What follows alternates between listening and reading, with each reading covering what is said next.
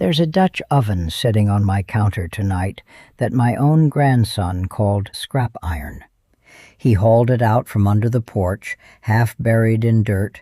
The lid rusted shut so tight he had to pry it with a screwdriver. That pot fed 6 kids through 2 hard winters. It was my mother's, and her mother's before that, and it has cooked more Sunday dinners than I could ever count on my hands. Everybody who saw it said the same thing: junk it. Well, I did not raise that boy to junk his own family. So I set it by the fire, and I made him a promise. Before this was over, that pot would hold heat like a stone hearth again. The lid would seat clean, and nothing would ever scorch or grab hold of the bottom of her. And when I was done, I'd finally tell him the one thing about a Dutch oven my mother never let anybody write down. Not yet, though. She's earning her way back slow, same as she always has. I'll tell you this much for free. It was never about the size of the pot or the brand stamped in the bottom.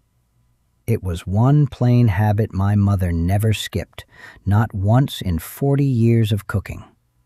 Somewhere in the middle, I'll bring this pot all the way home.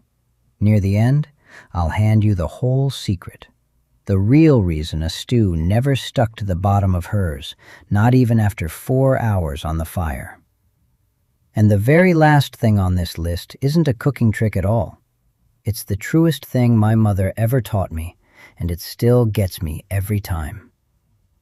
So let's count down what a mountain kitchen knew about a Dutch oven that never fails you. And let's do an old woman a kindness while we're at it. Tell me down in the comments what your family cooked in theirs, and let's get started. Number 40. Never drop a cold Dutch oven straight onto a hot fire. That thick wall of iron needs to climb slow, or the shock can crack it clean through. My mother always set hers at the edge of the coals first, and only pulled it in close once it had warmed all the way through. Number 39.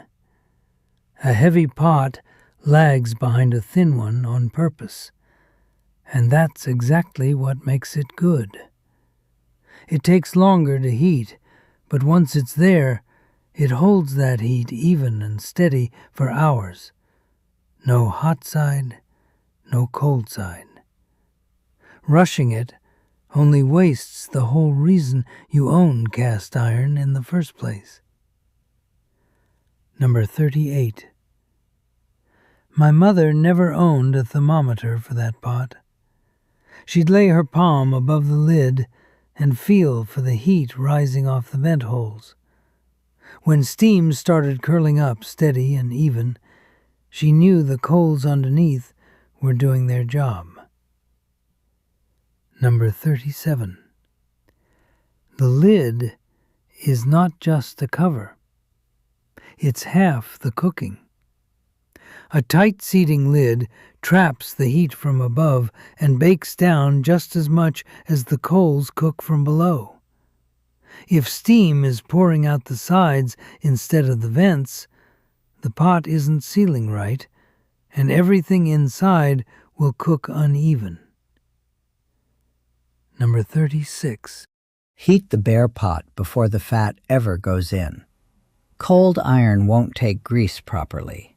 It beads up and slides instead of soaking in. A hot pot pulls that first coat of fat down into the metal the way it's supposed to. Number 35. A whisper of fat goes further than a heavy pour. Too much grease in a Dutch oven pools in the seams around the bottom edge and turns rancid before it ever cures. A thin coat, wiped down until it barely shines, is all a pot this size ever needs. Number 34. Never crowd the pot when you're browning meat. A packed pot drops the temperature all at once, and the meat steams instead of searing, which is exactly what makes it stick. Brown in small batches and give the iron time to recover its heat between rounds. Number 33. If the bottom of a stew starts to catch after a couple hours, Don't panic and don't scrape hard. A gentle stir with a wooden spoon, pulled up from the bottom, lifts most of it loose without tearing into the seasoning underneath. That pot's still coming back to life on the stove while we talk, coals glowing low and steady underneath her. My mother didn't hurry these things, and neither will I. Number 32. Wipe the inside dry with a cloth before you ever set the lid down over it. A damp lid trapped against a warm pot sweats right back onto the food and can leave a metallic taste behind, especially in a young pot that hasn't built up much seasoning yet. Number 31. Set the lid on slightly cracked for the first few minutes of a long cook. Then seat it tight once the pots come up to full heat. A cold lid dropped straight onto a hot pot can shock the rim and warp it just slightly, enough that it never seals quite the same again. Number 30. If your bread or cornbread comes out pale on the bottom, the coals underneath weren't hot enough relative to the ones on the lid. A Dutch oven bakes from both directions at once, and the balance between top heat and bottom heat is the whole trick to an even crust. Number 29. Once the lid is on and the pot is working, leave it be. Lifting that lid every few minutes to check lets all your trapped heat escape at once, and a pot that's had its heat robbed 3 or 4 times over a long cook never quite catches back up. Number 28. The legs on the bottom aren't decoration. They're there to hold the pot up off direct coals so air can move underneath and keep the heat even. Set a leg-footed Dutch oven flat on a stovetop burner with no legs to rest on, and you'll scorch one side of the bottom every time. Number 27. A long, slow simmer will finish what a hard boil never can. High heat in a Dutch oven drives moisture out too fast and leaves meat tough while the bottom scorches. Bring it to a gentle simmer, drop the heat down low, and let the thick iron walls do the patient work. Number 26. If the outside of the pot builds up a black, sooty crust from cooking over open coals, that's not damage. That's just carbon from the fire, and it wipes or scrubs off the exterior without touching the seasoning on the inside at all. Number 25. Reach for a wooden spoon or a flat wooden paddle, never a metal spatula, when you're stirring or scraping inside a Dutch oven. Wood glides along the curved bottom without cutting into the seasoning the way a sharp metal edge will, one scrape at a time. That pot's darker again than she was an hour ago. My mother used to say a Dutch oven tells you the truth slower than a skillet does, because there's more iron in her to convince. Let's keep at it. Number 24. Clean it warm the same night you cook, never the next morning. This is the rule my mother repeated more than any other, and I understand why now. A Dutch oven holds its heat for a long while after you pull it off the fire, and while it's still warm, anything stuck to the bottom lifts away with almost no effort at all. Let that same pot go stone cold overnight, and whatever's clinging to the bottom sets up hard as mortar.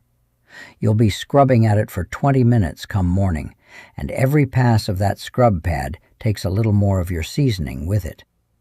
So, here is how you do it. As soon as supper's served and the pot's cool enough to touch, wipe it out while the warmth is still in her. Do not let her sit overnight full of stew and good intentions. Number 23.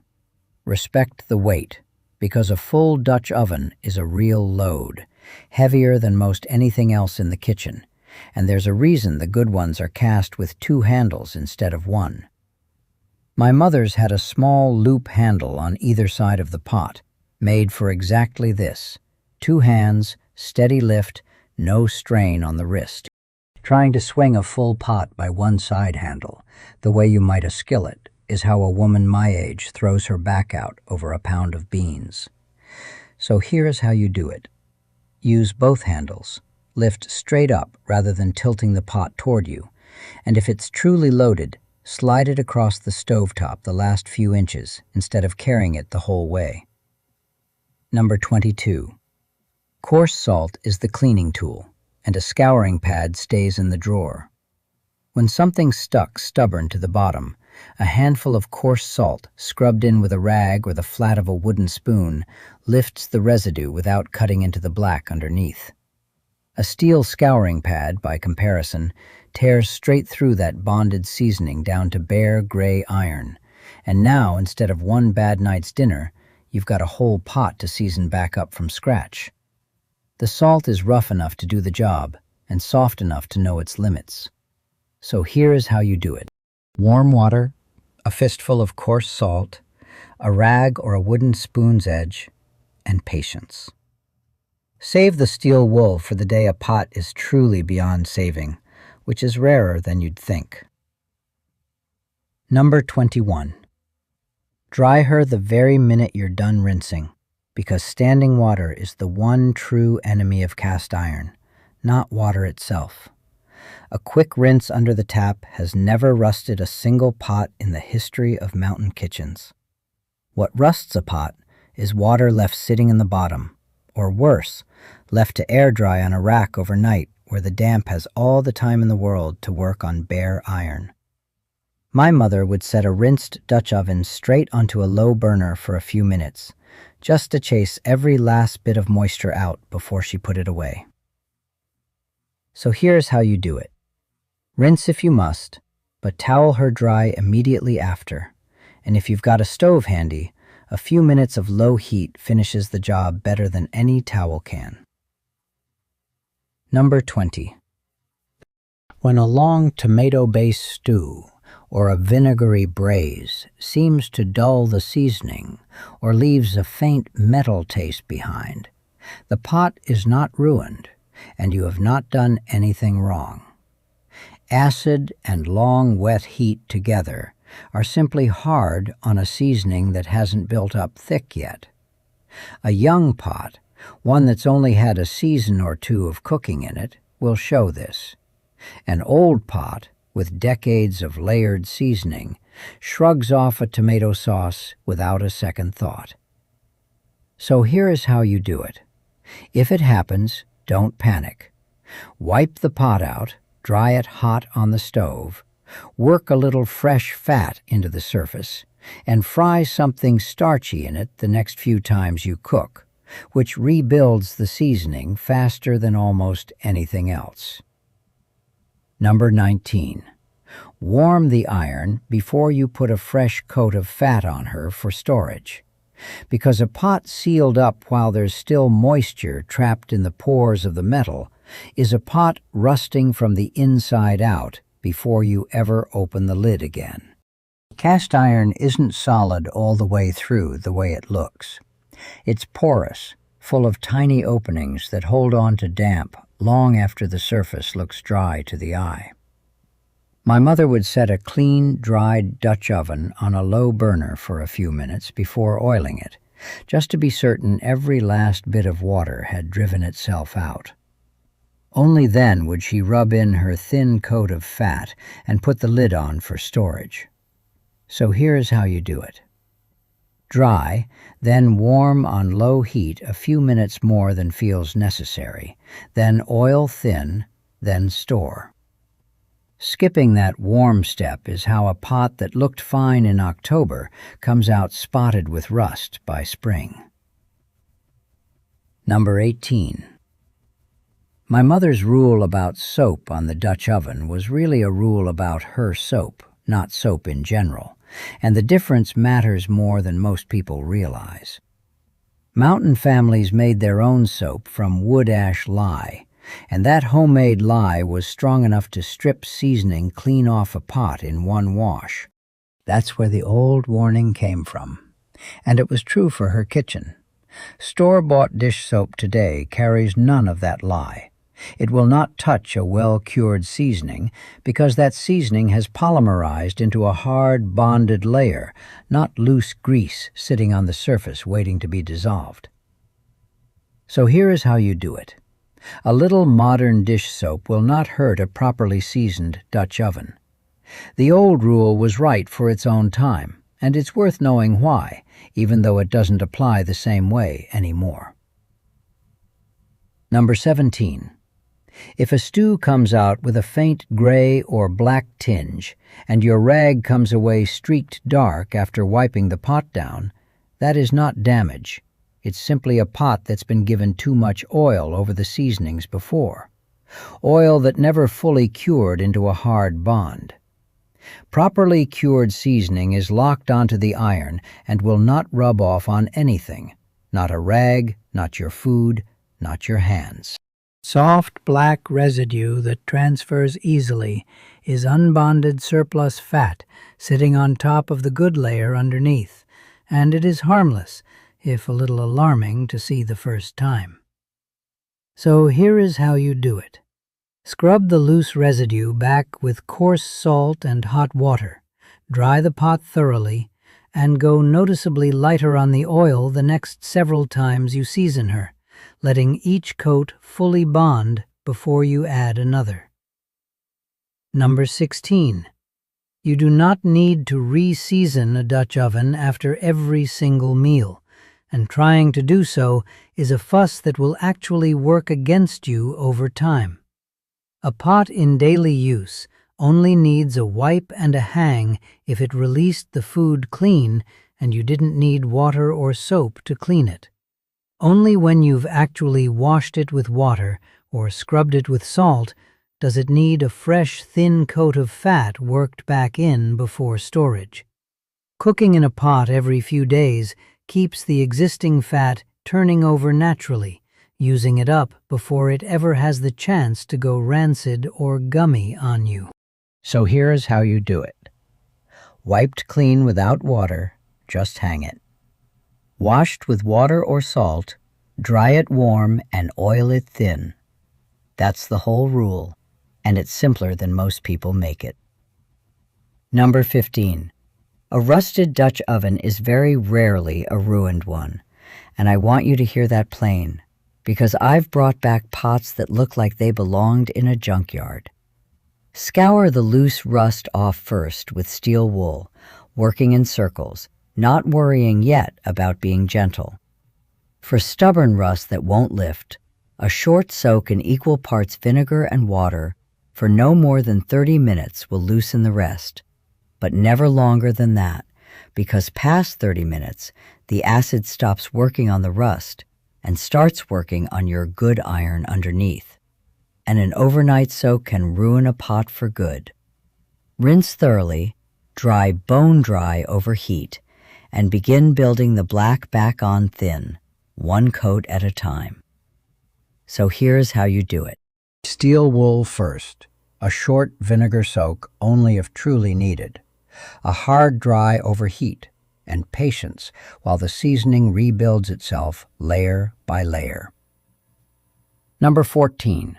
Store her dry and only lightly sealed, because a damp cellar or a humid summer kitchen is exactly where rust gets its start on a pot that looked perfectly fine when you put it away.